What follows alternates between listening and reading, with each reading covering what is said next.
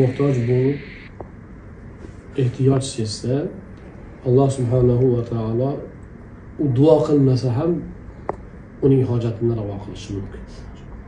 U kutmagan joyda. Sahobalar dengizdan baliq chiqib, ularga taom bo'lishini hech o'ylab, yetti uxlab tushda ko'rmagan edi. Alloh subhanahu va taolo ularga o'ylamagan tomondan rizqlarini yetkazdi. Dengizni tagidan, qa'ridan bir jonivor chiqib, o'zini ularga tutib berdi.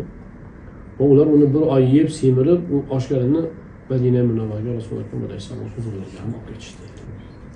نعم. درس ثالث هو أن المسلمين المؤمنين إذا وقعوا في حاجة عامة، يعني فقر عام أصاب الناس، كان كل منهم يخرج ما عنده قليلا أو كثيرا ويقسم بين الجميع